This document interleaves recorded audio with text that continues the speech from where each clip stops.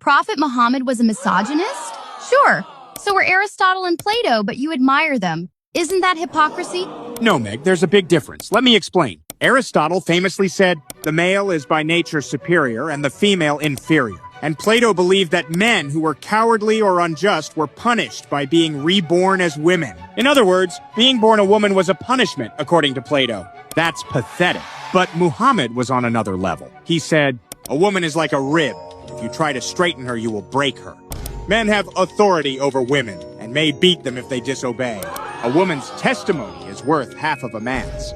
Now ask any Muslim if they would call Muhammad pathetic for these, just as I did with Aristotle and Plato. No, they won't. That's the difference, Meg. Now, I particularly bash the teachings of Muhammad because misogynistic views like those of Aristotle, Plato, and many other thinkers were common throughout history. But today, we can acknowledge their flaws and move on. However, Muhammad, 2 billion people believe he is the highest character to follow, and his misogyny is not rejected. It is still enforced.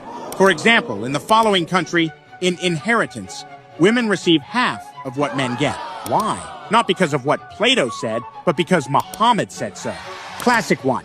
In every Muslim marriage, men hold the right to divorce. They can say, talaq, talaq, talaq, and instantly end the marriage. No exaggeration, it's that easy for men. Meanwhile, a woman can only request a divorce, with the final decision in the man's hands. Also, if you check where child marriage isn't considered a crime, most of those countries are Muslim majority. Why?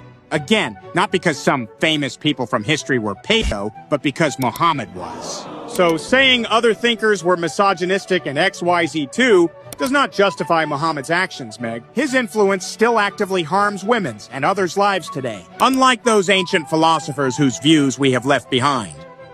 Hey, I'm a former Muslim who talks about Islamic topics that Muslim apologists hide. Consider contributing.